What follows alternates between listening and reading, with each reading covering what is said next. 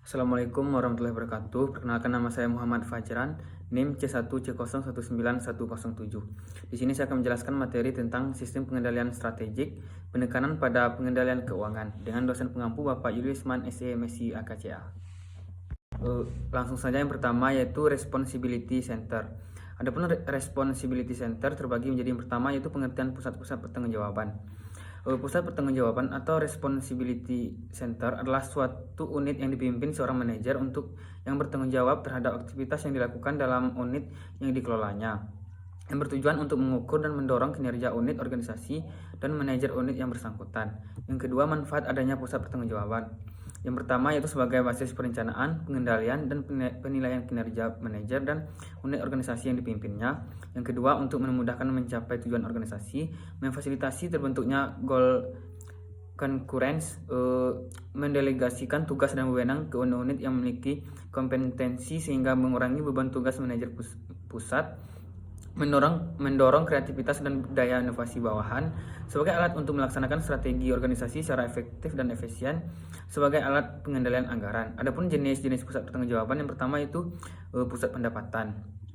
Pusat pendapatan adalah pusat pertanggungjawaban yang prestasi manajernya diukur berdasarkan output atau pendapatan yang diukur secara moneter, akan tapi tidak dihubungkan dengan inputnya atau beban. Contohnya seperti departemen pemasaran atau penjualan. Yang kedua itu pusat beban. Pusat beban adalah pusat pertanggungjawaban yang prestasi manajernya diukur berdasarkan input yang diukur secara moneter dan akan tetapi outputnya tidak diukur. Yang ketiga itu pusat laba. Pusat laba merupakan pusat pertanggungjawaban di mana kinerja finansialnya diukur dalam ruang lingkup laba, yaitu selisih antara pendapatan dan pengeluaran. Laba merupakan ukuran kinerja yang berguna karena laba memungkinkan pihak manajemen senior dapat menggunakan satu indikator yang komprehensif dibandingkan harus menggunakan beberapa indikator. Yang keempat, pusat investasi. Bentuk pusat pertanggungjawaban yang paling lengkap adalah pusat investasi. Pada investasi memiliki semua hak keputusan pusat biaya dan pusat laba serta hak keputusan atas jumlah modal yang akan diinvestasikan. Berikut yaitu kaitan pusat pertanggungjawaban dengan sistem pengendalian manajemen. Sistem pengendalian manajemen harus didukung dengan struktur organisasi yang baik.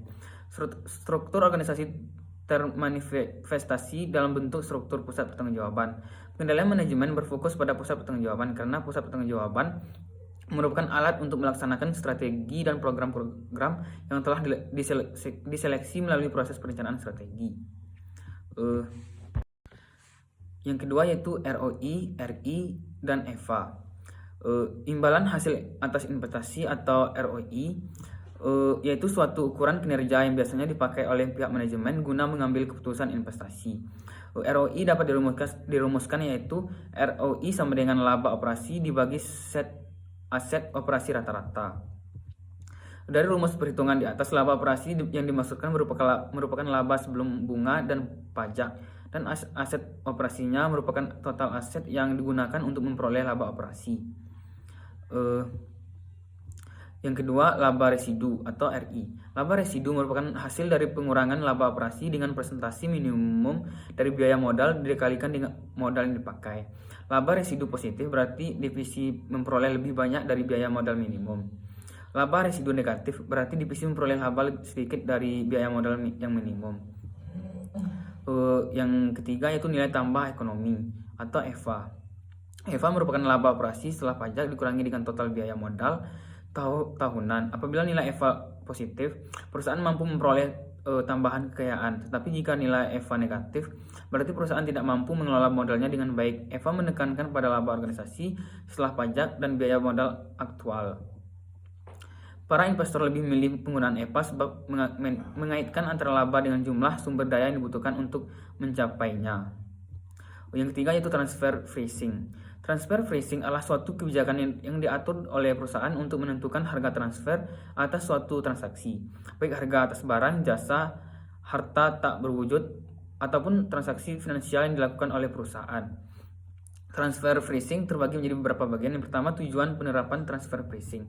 Ada 7 hal yang menjadi tujuan dari transaksi ini. Yang pertama, pengoptimalan atas penghasilan global yang telah dipotong pajak, evaluasi kinerja cabang perusahaan mancanegara, mengupayakan keamanan positif kompetitif, mengurangi risiko keuangan, mengatur arus kas pada cabang perusahaan, mengurangi risiko pengambil-alihan pemerintah, mengurangi beban tanggungan pajak dan bea masuk. Yang kedua, jenis dan aspek transfer pricing. Berdasarkan pihak yang terlibat di dalamnya, transaksi ini dapat dikelompokkan menjadi dua jenis. Yang pertama, intercompany transfer pricing, transaksi yang terjadi antara dua perusahaan yang mempunyai hubungan istimewa. Yang kedua, intracompany transfer pricing, transaksi yang terjadi antara divisi dalam suatu perusahaan.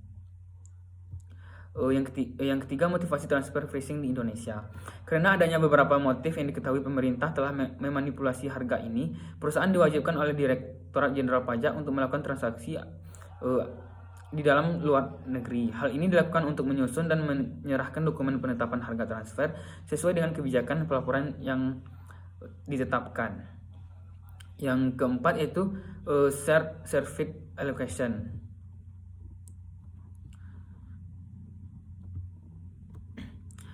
Shared service adalah konsolidasi atau sebuah bisnis model yang memungkinkan sumber daya atau resource yang ada untuk keseluruhan elemen yang ada di dalam organisasi tersebut untuk level customer service yang sudah ditentukan sebelumnya. Service bisa juga berarti penyediaan sebuah service atau pelayanan oleh suatu bagian dari sebuah organisasi atau di grup di mana service tersebut sebelumnya sudah ditemukan di dalam lebih dari satu bagian dari organisasi atau perusahaan tersebut.